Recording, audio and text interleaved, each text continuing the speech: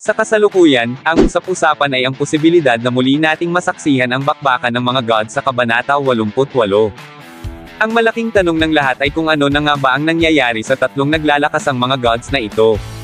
Hindi lang iyon ang pag-uusapan natin dahil tatalakayin rin natin ang posibleng paglabas ng kinatatakutan ni Beelzebub, ang ancient demon na si Satan na maaring humarap kay Odin sa isang one-on-one na bakbakan. Alam kong kanina ka pa naghihintay, kaya tara na't simulan na natin. What's up mga Koops, Manga Moto nagbabalik. Sa pagpasok ng Kabanata 87 ng Record of Ragnarok, hinihintay pa rin natin ang mga balita sa nagaganap na labanan ng tatlong naglalakasang mga gods. Sa nakaraang Kabanata 85, huling nakita natin sila, ngunit sa kasalukuyang Kabanata 87, hindi pa rin sila nagpapakita. Nakakalungkot isipin na sina Hermes, ang God of Speed, Ares, ang God of War, at ang kanilang ama na si Zeus ang Diyos ng mga Diyos ay nasa VIP area, nanunood ng laban sa round 10. Hindi nila alam na mayroong bakbakan ng mga gods sa likod ng arena. Mga Koops, ipapaalala ko lang po, 2 kabanata na ang lumipas mula nang huli nating masilayan ang bakbakan ng mga Diyos. At kung sakali manguli silang ipapakita sa Kabanata 88, medyo mapapanatag ang karamihan sa atin. Pero sa totoo lang, nakakatakot pa rin talaga ito dahil mayroon na tayong ideya kung gaano kabilis natatapos ang laban sa arena. Isipin mo, inabot lang ng 7 minuto ang laban ni Zeus sa arena. Ang bilis, di ba? Ang tanong ng marami ngayon, ilang minuto na kaya ang nakalipas mula nang hindi na natin sila makita? Para malaman yan, balikan natin ang mga nangyari sa mga nakaraang kabanata para mas maintindihan natin ang kasalukuyang sitwasyon. Sa Kabanata 85, bago pa magsimula ang laban sa round 10, nag-umpisa na ang bakbakan ni Buddha at Beelzebub laban kay Odin. Doon natapos ang Kabanata 85. Sa Kabanata 86 naman, wala na tayong balita sa kanila dahil nakatuon ito sa laban ng Human Slayer laban sa God Slayer. At sa Kabanata 87, wala pa rin tayong balita sa kung ano na ang nangyayari sa laban ng tatlong naglalakasang mga gods. Kung pagsasamahin natin ang mga kabanatang 85, 86, at 87, tingin ko nasa 6 na minuto na ang lumipas mula nang mag-umpisa ang bakbakan nila. Napakahalaga ng oras sa puntong ito dahil hindi biro ang kalaban ni Buddha at Beelzebub. Itinuturing si Odin na halos kasing lakas ni Zeus kaya talagang mag-aalala ka sa sitwasyon ng dalawa sa mga oras na ito. Ang tanong ngayon, ilang minuto tatagal sina Buddha at Beelzebub laban sa Norse god na si Odin?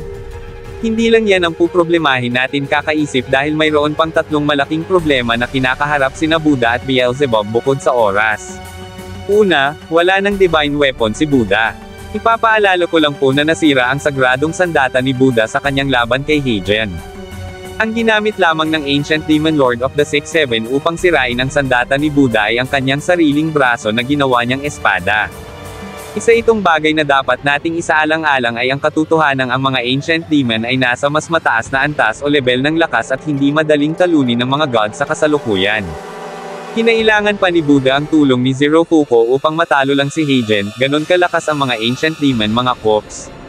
Pangalawa, Future Sight Blind Spot.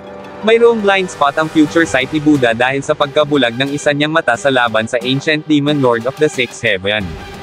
Ibig sabihin, may limitasyon ang impormasyong maibibigay ng kanyang kakayahan sa pagtingin sa hinaharap. Kaya't malamang na mag-focus na lamang siya sa suporta kay Beelzebub sa kanilang laban. Ang sama pakinggan mga Koops pero ito talaga ang maaring maibigay ni Buddha sa ngayon na tulong sa laban. Pangatlo, hindi pa ganap na nakaka-recover si Beelzebub mula sa mga pinsala sa katawan. Sa mga nakalimot na, hindi po biro ang sinalong atake ng katawan ni Beelzebub mula kay Nikola Tesla, kaya sa laban na pinasok niya ngayon ay saan man tayo tumingin, nasa alanganin sina Buddha at Beelzebub sa laban na kanilang kinakaharap dahil hindi lamang ordinaryong god ang kanilang kaharap. Ito lang naman ang chief god ng Norse pantheon na si Odin, na kilala bilang katapat ni Zeus pagdating sa lakas. Ngayon, sa sitwasyong ito, naipit na sila sa isang laban na tila imposible na nilang takasan. Tila wala rin silang tulong na maaasahan mula kay Zeus dahil walang kaalam-alam ito sa mga pangyayari sa likod ng arena. Kaya sino pa ang maaaring tumulong sa kanila upang makatagal at makuha ang tulong ng ibang mga gods? Isang ideya ang pumasok sa aking isipan mga Koops. Kung sakaling nasa puntong papatayin na ni Odin si Beelzebub, maaaring lumabas si Satan mula sa katawan ni Beelzebub upang harapin si Odin.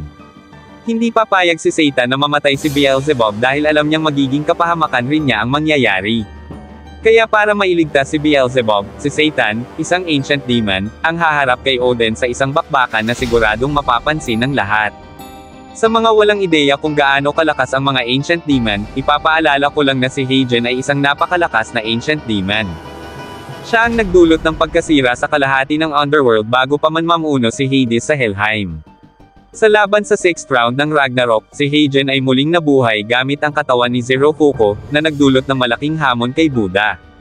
Ang kanyang mga atake ay nagpamalas ng kanyang kakayahan na magdulot ng matinding pinsala sa kanyang kalaban.